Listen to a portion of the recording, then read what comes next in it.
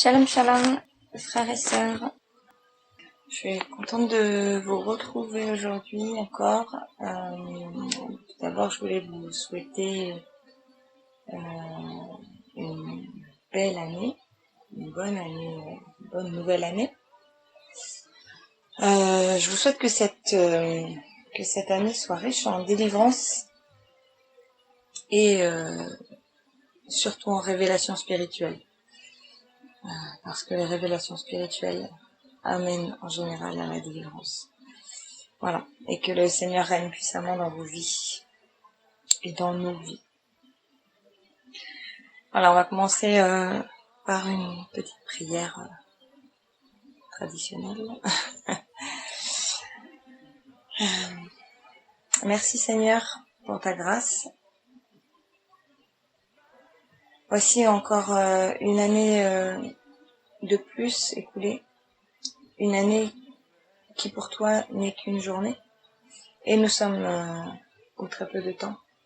Et nous sommes toujours là, fidèles à attendre ton retour, Seigneur Jésus. Cette année 2021 n'a sans doute pas été parfaite. Nous n'avons pas été parfaits dans notre marche avec toi, Seigneur. Mais donne-nous de pouvoir briller pour toi en 2022 et travailler puissamment pour ton royaume. Permets-nous de prendre possession des merveilleux dons que tu as placés en nous et que nous soyons dignes et capables de les utiliser pour ta gloire, Seigneur Père. Que ton règne vienne, Papa, dans nos vies, en cette nouvelle année, et qu'il soit révélé à toute la terre. Que ton nom soit loué, que ton nom soit glorifié, que ton nom soit sanctifié. Alléluia. Amen.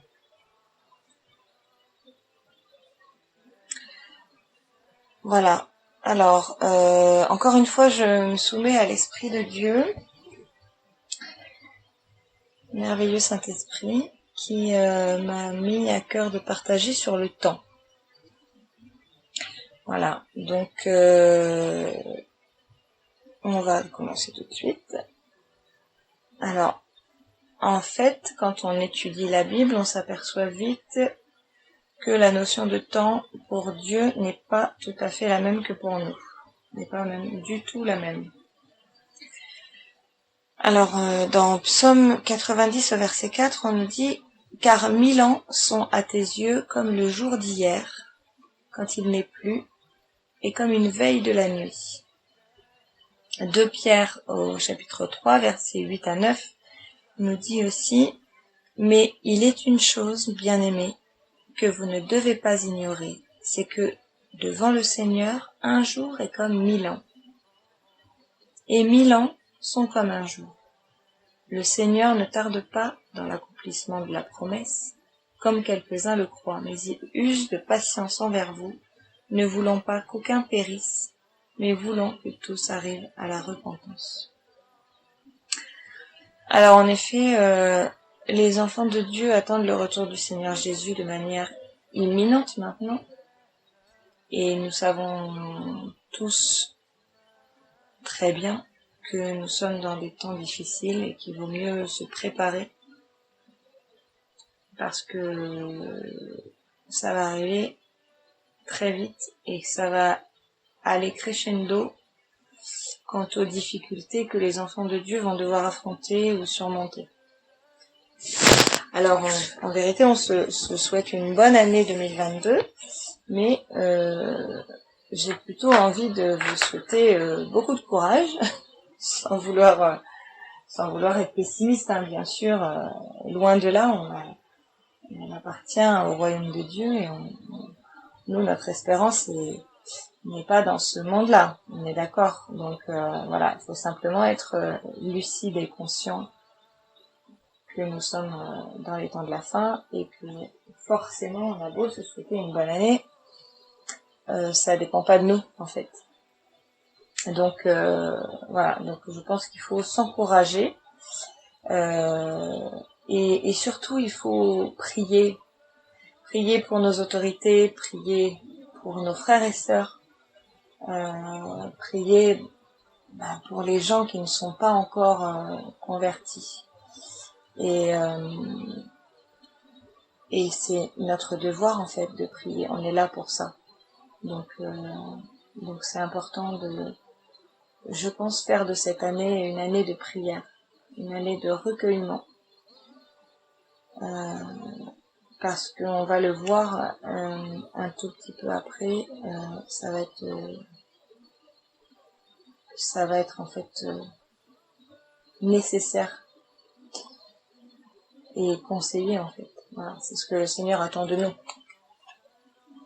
Donc voilà, donc dans les deux versets les deux passages qu'on a lus juste avant, Psaume 90 et 2 Pierre chapitre 3, on voit bien là que Dieu n'est pas soumis à la même valeur de temps que la nôtre.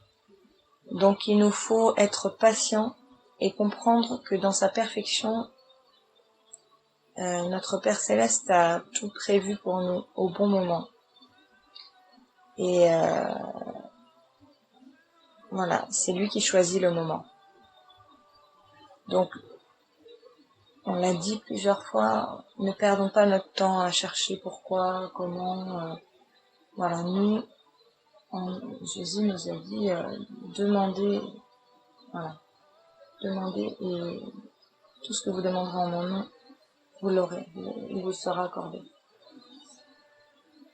Donc voilà, il faut vraiment, je pense qu'il faut s'armer de patience. Voilà, la patience fait partie des armes que le Seigneur nous a confiées. Donc il faut utiliser cette arme.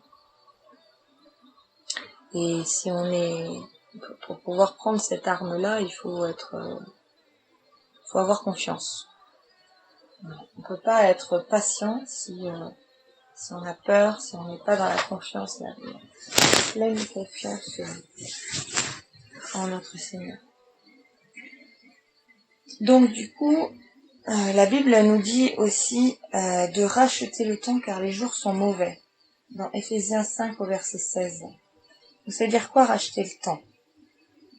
En réalité, on sait bien que ce qui est passé, c'est passé. Nous, on n'a aucun pouvoir en fait pour revenir sur le passé. On peut pas, une fois que c'est fait, voilà. C'est compliqué en fait de rattraper le temps perdu. Alors pourquoi la Bible, elle nous dit de racheter du temps qui est perdu et comment faire ce qui n'est pas possible pour nous? Alors on a parlé de ce qui est impossible pour nous les semaines précédentes, mais qui n'est pas impossible pour Dieu, le créateur de toutes choses, pour qui rien n'est impossible. Eh bien,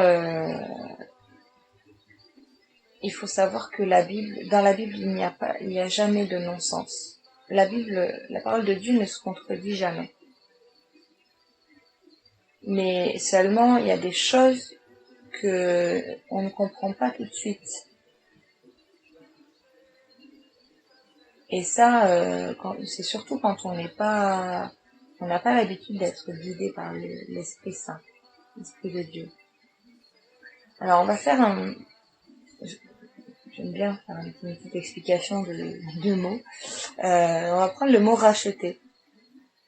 Ce mot-là, en fait, quand on regarde dans le texte grec, c'est le mot exagorazo. On le retrouve aussi dans plusieurs versets qui parlent de nous, nous les enfants de Dieu. On est des rachetés de l'Éternel.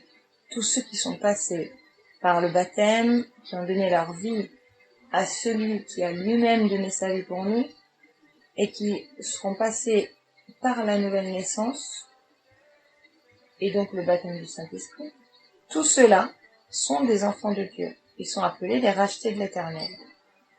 Donc lorsque le Seigneur nous demande de racheter le temps, il nous appelle à lui et il nous demande de lui soumettre notre vie entièrement, nous soumettre à sa volonté. Alors du coup, en allant chercher la traduction, du mot exagorazo, on trouve des explications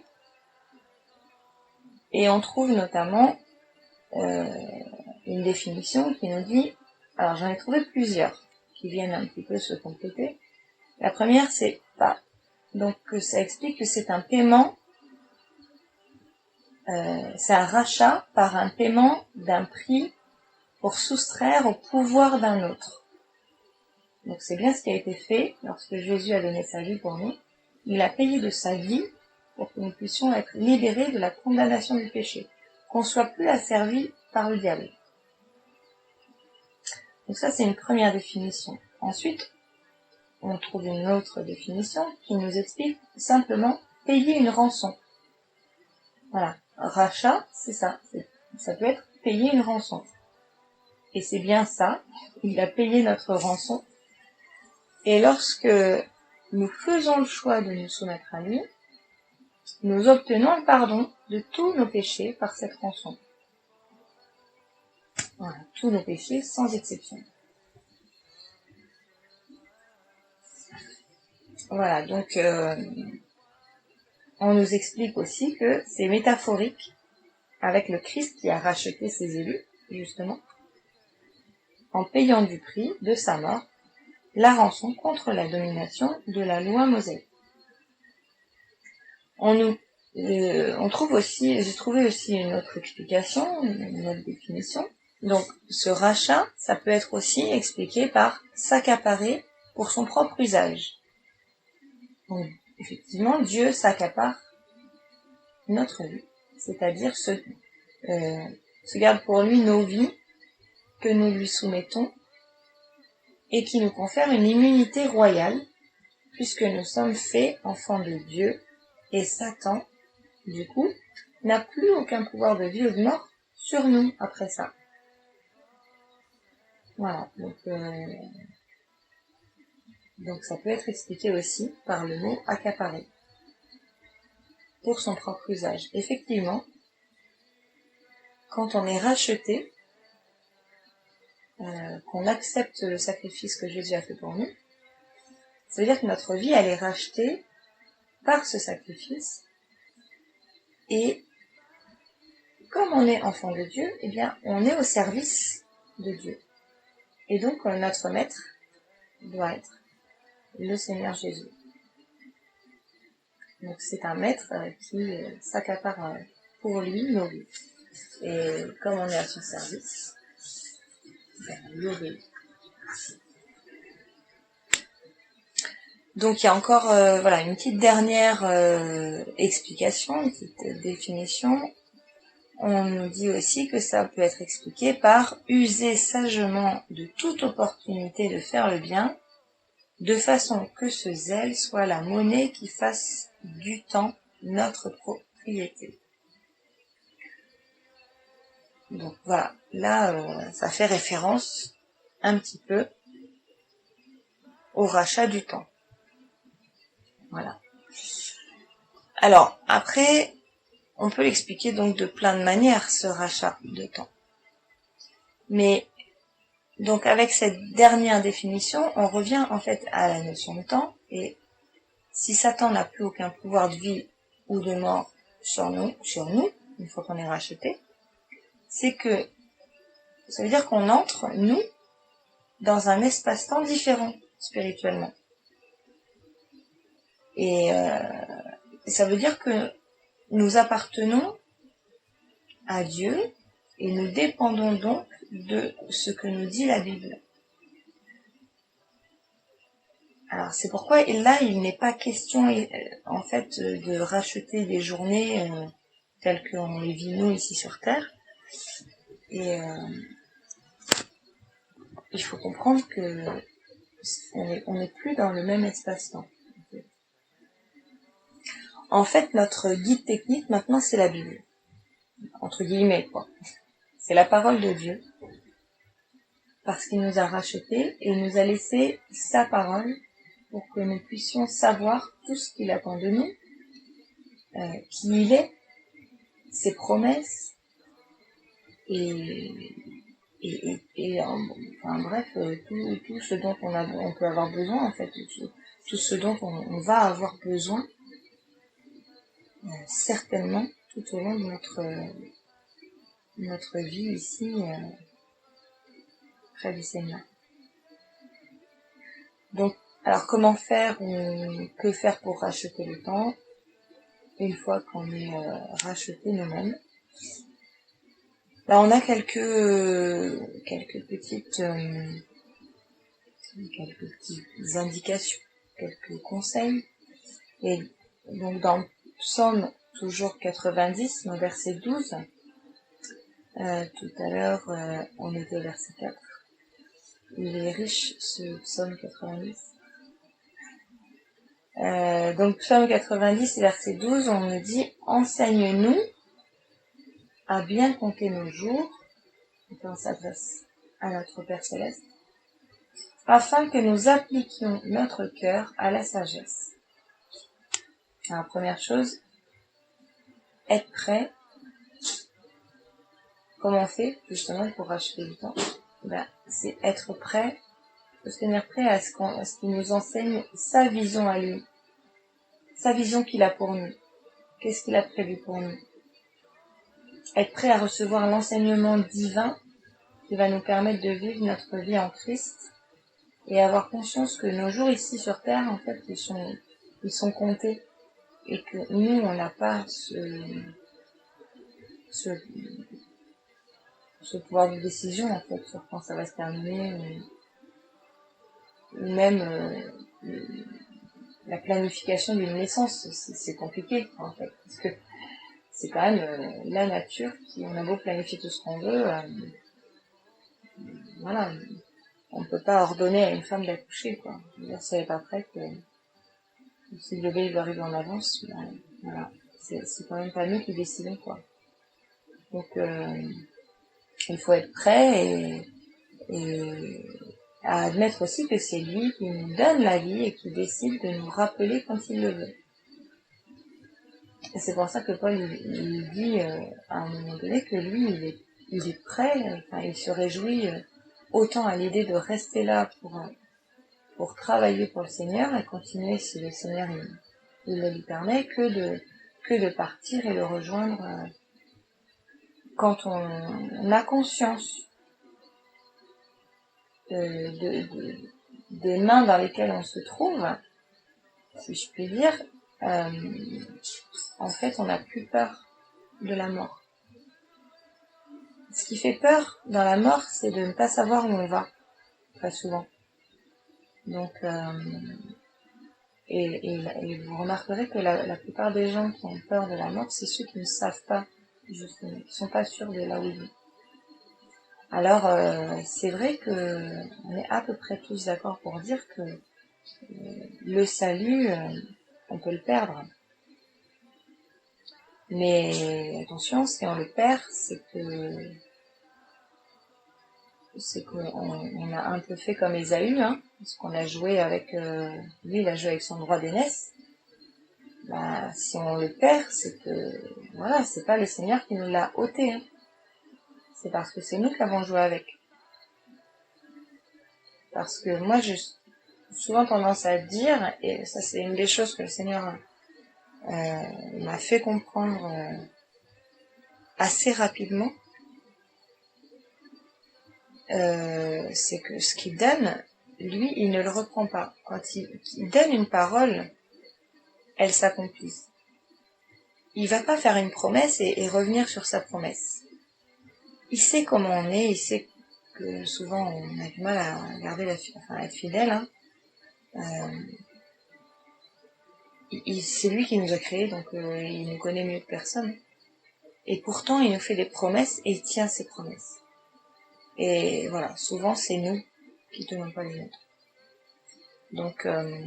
Donc voilà, quand on sait qu'on est entre de bonnes mains et à qui on donne notre vie, en principe, on accepte cette idée, on a pleine conscience sur le fait que, voilà, nous on décide pas à quel moment on va devoir partir, mais on est serein.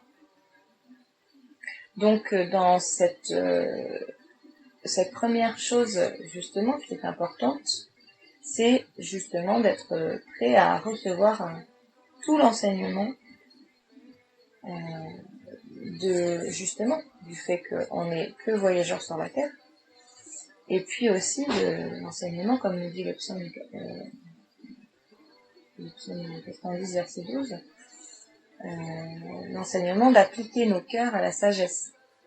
L'enseignement de notre Père Céleste veut dire forcément refaçonnage de notre façon de vivre ou de penser. On n'est pas propre comme il faut, en fait. On n'est pas digne de nous approcher du trône royal tel qu'on est quand on donne notre vie à Christ. Donc c'est pour ça qu'on a besoin d'être complètement racheté et lavé de tous nos péchés. Et souvent c'est dur, c'est pas très agréable, hein, on peut dire, hein, c'est plutôt même un peu douloureux par moment quand on vient toucher, quand le Seigneur il vient toucher quelque chose de très très enraciné, c'est quand même très compliqué. Et finalement c'est un peu à l'image nous on est un peu à l'image du sacrifice que le Seigneur Jésus a fait sur la croix pour nous. Sauf que lui, c'était en 15 000 fois pire, quand même. Hein. Je n'ai pas la prétention de dire qu'on vit tous les jours les mêmes épreuves que lui, parce que loin de là. Sincèrement, on sait tous quand même qu'on n'aurait pas pu supporter ce qu'il a supporté. Surtout pour des êtres humains comme nous, en fait. Donc voilà, il faut rester humble.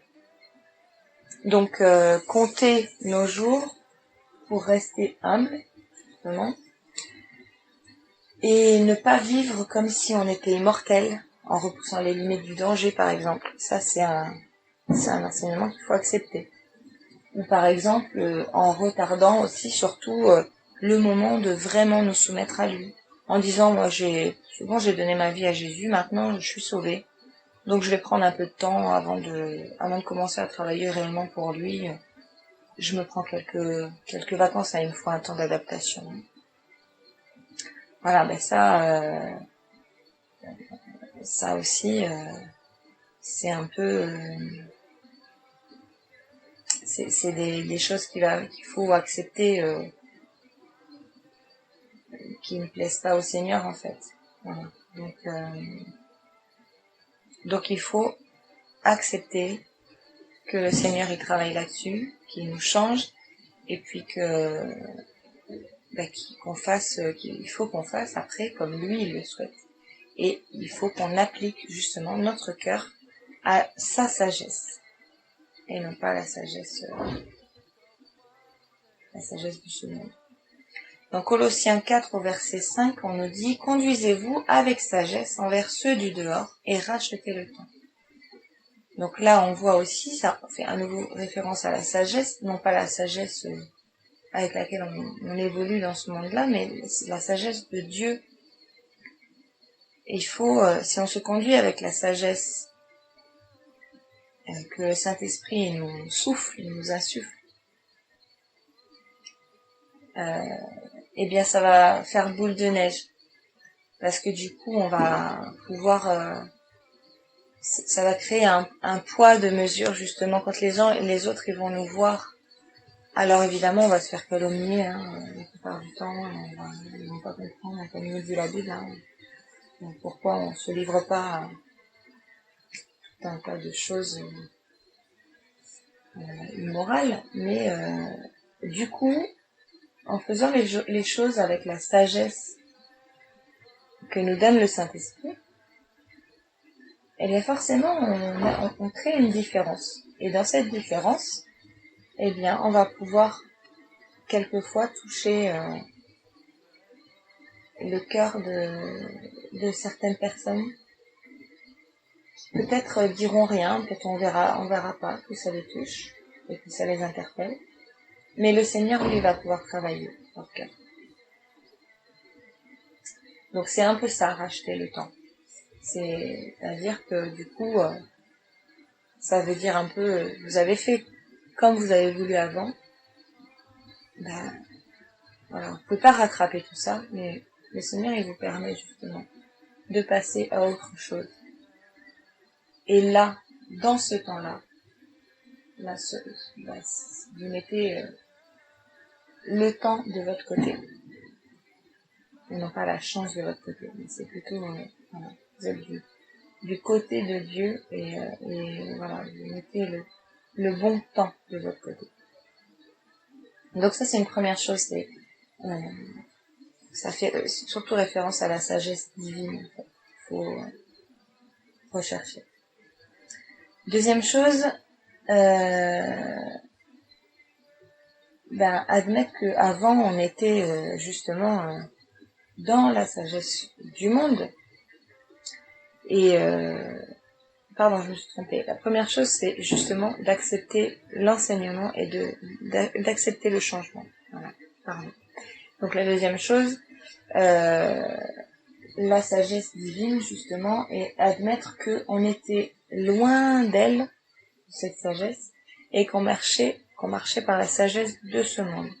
Éphésiens 2, versets 1 à 3 nous dit: Vous étiez morts par vos offenses et par vos péchés, dans lesquels vous marchiez autrefois, selon le train de ce monde, selon le prince de la puissance de l'air, Satan, donc, de l'esprit qui agit maintenant dans les fils de la rébellion.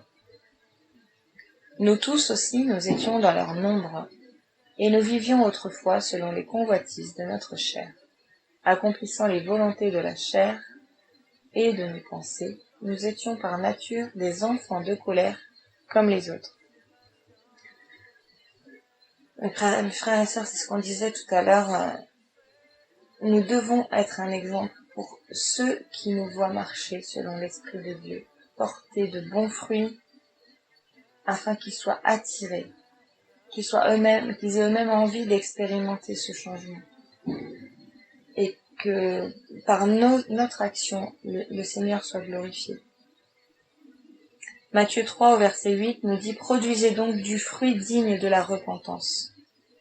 Galates 5, 22-23, on le connaît, hein. Ça fait référence aux fruits de l'esprit qui sont quoi? L'amour, la joie, la paix, la patience, la bonté, la bénignité, la fidélité, la douceur et la tempérance. Voilà. Et du coup, quand on nous dit portez donc du fruit digne de la repentance, ça c'est un des premiers fruits les plus importants. On peut pas, si on passe pas par la repentance, on peut pas accéder à ces fruits-là après, les fruits de l'esprit. Parce que la Bible elle nous dit qu'il faut avoir un cœur humble pour approcher le Seigneur. Le Seigneur, il laisse pas approcher quelqu'un qui est dans l'orgueil. Il a viré Satan parce qu'il était dans l'orgueil. C'est pas pour accepter que nous, avec notre sac rempli d'orgueil, là, on arrive... non, c'est pas possible. Donc il faut... pour accéder à la repentance, on doit passer par l'humilité, la phase de l'humilité. On ne peut pas plaire au Seigneur sans ça. Donc tout ça, on sait évidemment, hein, on en a parlé plein de fois, mais c'est bien des fois les petites piqûres de rappel. La vraie question, c'est est-ce qu'on le vit vraiment au quotidien, ça? Est-ce qu'on est capable, chaque jour, de reconnaître qu'on est pécheur et qu'on a besoin du secours du Seigneur Jésus? Parce que quelquefois, on est tellement bien content d'avoir une bonne relation avec lui que voilà, on gonfle un petit peu quoi. Donc il faut faire attention. Et Jacques chapitre 3 verset 13 nous dit: Qui est sage et intelligent parmi vous, que par une bonne conduite il montre ses œuvres avec la douceur de la sagesse. Donc là en fait on associe vraiment la sagesse à la douceur. Mais si vous avez une jalousie amère et un esprit de querelle dans vos cœurs, ne vous glorifiez pas et ne mentez pas contre la vérité. Oui, parce que tout à l'heure, on nous disait que avant, on était par nature des enfants de colère comme les autres. Donc là, Jacques, il nous fait une petite piqûre de rappel, justement. Il nous dit attention. Parce que là, si vous avez de la jalousie amère ou un esprit de querelle dans vos cœurs, donc la colère, hein, et ben là, ça veut dire que vous mentez contre la vérité. Vous ne pouvez pas dire que vous marchez avec le Seigneur, que vous acceptez qu'il vous change, etc.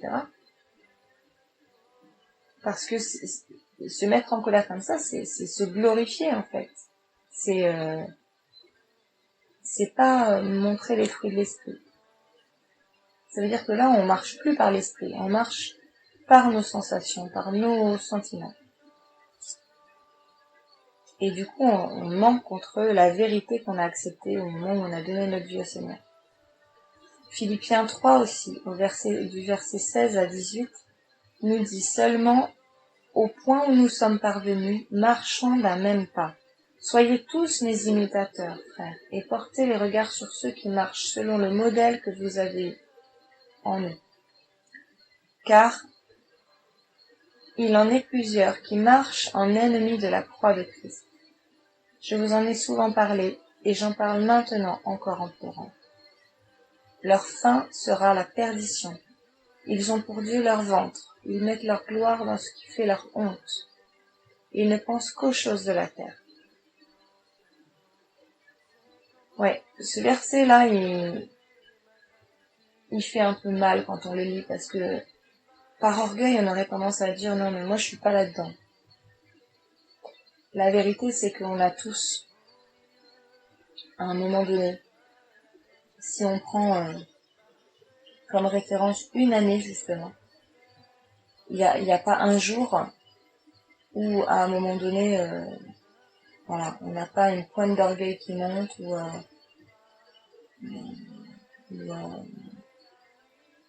à certains moments on place justement les désirs de la chair avant notre Père Céleste ou plein d'autres choses parce que c'est humain, parce que c'est légitime. Ceux qui disent que ça ne leur arrive jamais, moi je les crois pas quoi. C'est pas possible. Ah, ou alors ils sont pas humains, je crois. Mais voilà, donc ça c'est vraiment un verset qu'on devrait se relire régulièrement parce que ça nous rappelle en fait à quel point on a besoin du Seigneur et ça nous garde justement dans l'humilité et ça nous rappelle que même du temps de Paul où Christ était venu pas longtemps avant, hein, il y en a beaucoup qui l'avaient presque touché quoi. Il était encore de cette génération, il y avait plein de gens de cette génération mais des anciens surtout. Mais du coup, on voit que même à cette période-là, les gens, ils donnaient leur vie à Christ, ils étaient capables de donner leur vie à Christ, et après de pas suivre en fait le modèle justement de disciples de Christ. Donc beaucoup disait Paul qu'il marchait en ennemi de la croix de Christ. Parce qu'à partir du moment où on fait plus attention et que le Seigneur Jésus n'est plus en priorité dans notre vie, ben là on commence à se garer. Et là ça devient dangereux. Et il faut faire très attention du coup au problème d'idolâtrie. Qui peut prendre très vite une place importante sans qu'on s'en rende compte. Donc voilà, et la troisième chose, donc pour racheter le temps, c'est de chercher continuellement la face de Dieu. Parce que la nouvelle naissance ne nous garde pas de l'égarement spirituel. Du coup, là, on vient aussi d'en lire un petit morceau. Hein. Alors, est-ce que tous ces gens étaient passés par la nouvelle naissance? Je sais pas. Mais on peut tout à fait donner notre vie à Christ, passer par la nouvelle naissance, être baptisé du Saint-Esprit. Et s'égarer. S'éloigner petit à petit par des petites choses qui nous semblent anodines. On n'est pas vigilant et on commence à s'égarer. On est des êtres humains et Satan, il sait qu'un mensonge bien placé au bon moment, où justement nous, on va manquer de vigilance, on va manquer d'attention, on va baisser un peu notre garde, eh bien, ça suffit à nous égarer, parce que dès qu'on s'éloigne un peu des pieds du Seigneur, son petit mensonge nous fait douter de la fidélité de Dieu, et là, c'est notre foi qui en prend un coup. Ecclésiaste 12, au verset 1, nous dit « Mais souviens-toi de ton Créateur pendant les jours de ta jeunesse, avant que les jours mauvais arrivent et que les années s'approchent où tu diras « Je n'y prends point de plaisir ». Ça veut dire, dès le début, entraîne-toi à t'attacher au Seigneur, à ton Créateur, celui qui te connaît, celui qui t'a créé, qui sait pourquoi tu te trouves là, et qui sait où il veut t'amener. Parce que c'est un entraînement nécessaire. Parce que sinon, les mauvais jours, ils arrivent très très vite. Et on finit par dire, ouais, moi j'ai pas envie de prier, j'ai pas envie de... Non, aujourd'hui je fais pas. Aujourd'hui je lis pas ma Bible, c'est pas grave. Je vais pas méditer la parole. C'est pas grave, j'ai plein de connaissances déjà. Et ça, ben, là c'est le début de la mort spirituelle, ça. Et la vérité, mes frères et sœurs, c'est que quand on est en proie à un mensonge du diable, c'est qu'on s'est déjà éloigné du Seigneur. C'est par cette faille-là que Satan s'engouffre et c'est en aucun cas parce que notre Père n'est pas fidèle. Si Satan il arrive à se placer dans notre esprit, dans nos pensées, c'est parce que nous on lui en donne la possibilité, parce qu'on a laissé une porte ouverte. C'est notre fidélité qui est en cause. Et nous rejetons souvent la faute sur le Seigneur. Jésus, lui, il nous a tout donné pour qu'on puisse exercer sa puissance ici sur terre. Il nous a établis comme des luminaires pour éclairer ceux qui ne voient pas, justement. Jean 15 au verset 16 nous dit « Ce n'est pas vous qui m'avez choisi, mais moi, je vous ai choisi. Et je vous ai établi afin que vous alliez et que vous portiez du fruit, et que votre fruit demeure, afin que ce que vous demanderez au Père en mon nom, il vous le donne. » Donc avant de demander, il faut que déjà le Seigneur il nous ait choisis, il nous a établis. Donc comme je disais, il sait très bien pourquoi on est là, ce qu'on fait là, ce qu'il a prévu lui après qu'on fasse. Mais avant de demander, il faut qu'on porte du fruit. Et que ce fruit-là, en fait, ce soit pas un fruit éphémère. Parce que c'est un peu injuste, sinon. Lui, il nous a déjà tout donné. Donc nous, on pourrait à ce moment-là demander sans compter comme ça et sans rien lui redonner en retour. En fait, il nous demande pas un retour. Il souhaite qu'on ait envie de lui retourner. Parce que quand on a conscience de l'énorme sacrifice qu'il a fait, c'est évident qu'on se sent redevable. On ne peut pas, en fait, ne pas se sentir redevable. Mais lui, il l'a pas fait pour ça. Il l'a pas fait dans ce but-là.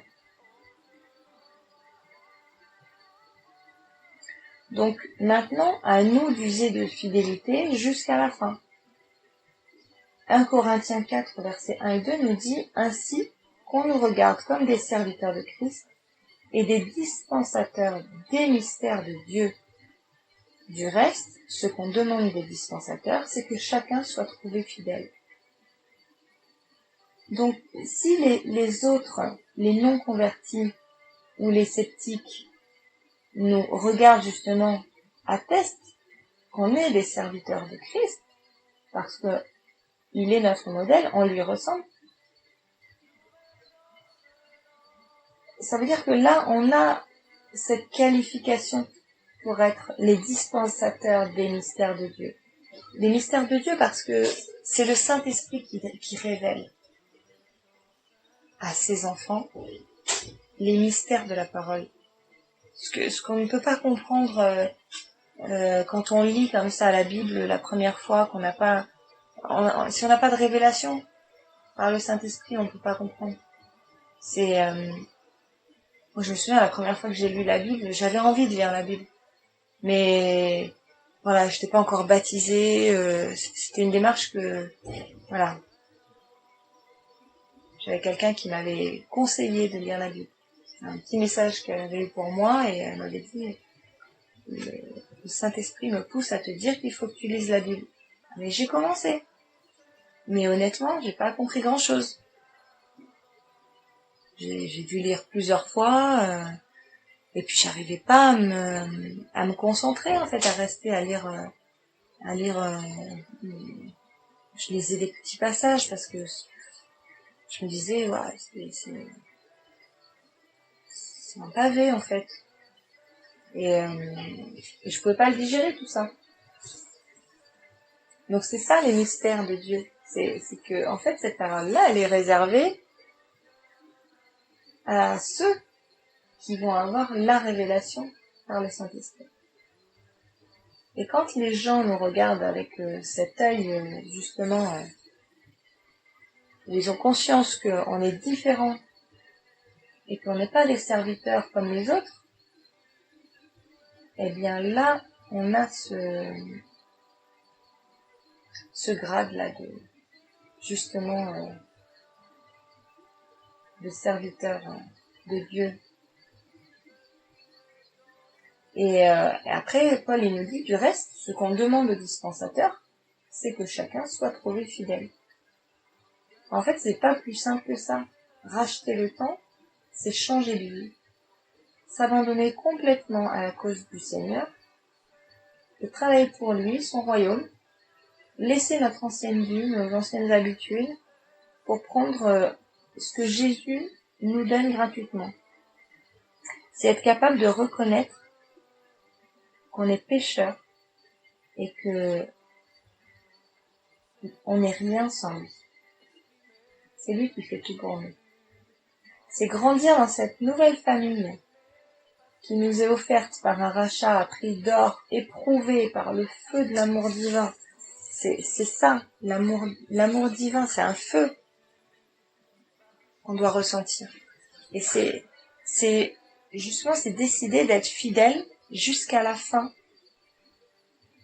à celui qui a tout quitté, qui a tout donné pour que nous, on puisse vivre librement, sans chaîne, sans joug pesant. Seigneur Jésus l'a dit, prenez sur vous mon joug, qui est un joug léger. Donc, c'est important d'accepter que le Seigneur nous change dans ce rachat de temps. Ce qu'on nous demande, c'est ça, c'est de nous préparer à être retravaillés, refaçonnés pour être justement de bons dispensateurs des mystères de Dieu. De s'attacher à demander la sagesse divine.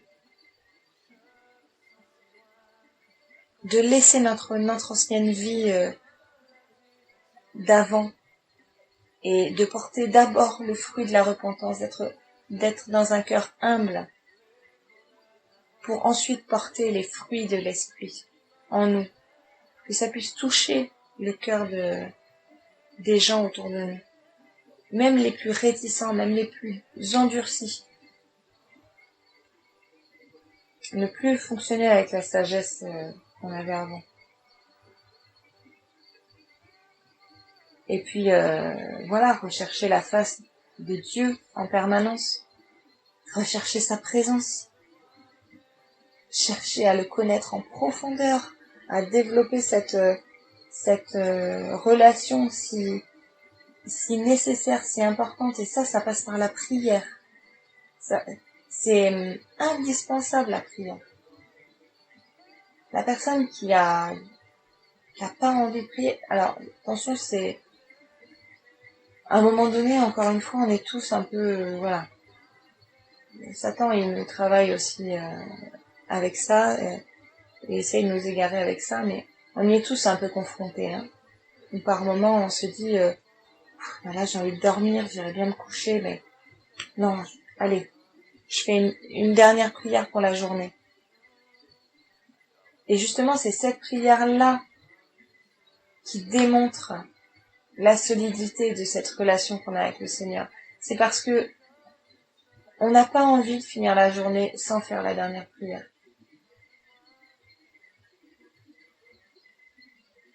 Donc la personne qui a du mal à se mettre dans la prière, il faut faire une petite introspection et faire un point justement sur voir s'il n'y a pas un petit virus quelque part. Parce que sans prière, on peut pas s'approcher du Seigneur aussi. On peut pas avoir cette relation avec lui.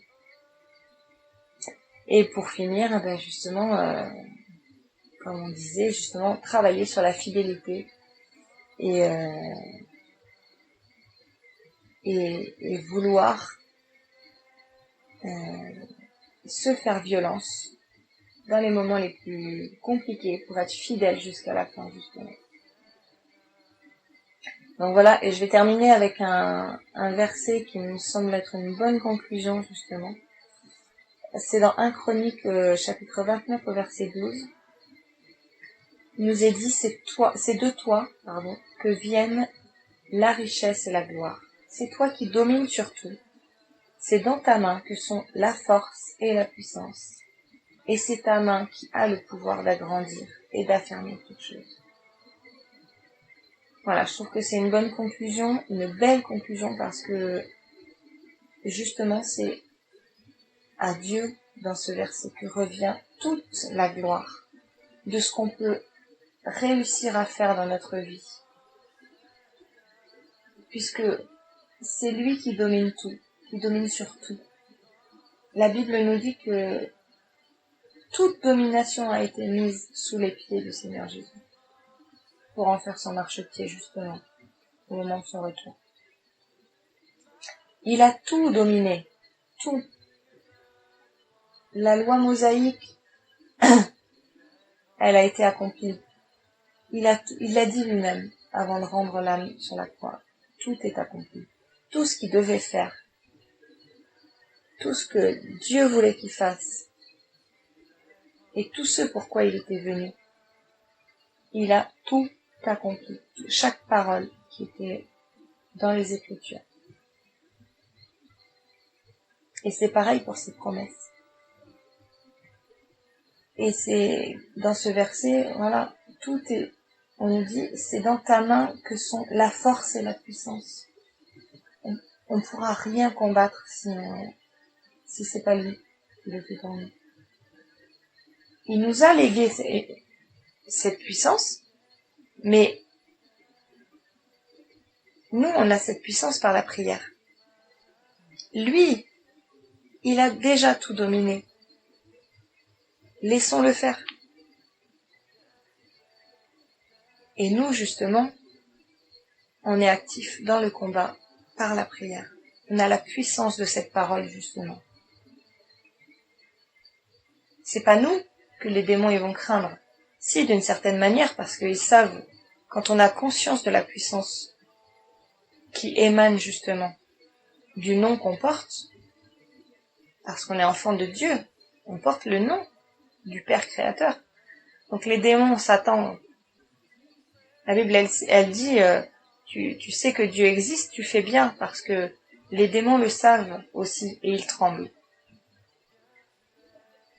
C'est sûr qu'ils tremblent quand on exerce justement notre autorité, celle qui nous a été donnée. Mais le nom devant lequel il plie les genoux, c'est le nom de Jésus. Parce que c'est lui justement le grand dominateur. C'est lui qui a tout dominé. Donc là, après on nous dit, c'est ta main qui a le pouvoir d'agrandir et d'affermir toute chose. Il faut tout mettre entre ses mains. On a un petit projet, si on le remet dans sa main, lui, il va en faire un grand projet, au-delà de nos espérances. On a besoin d'une petite guérison, lui, il va nous donner plus.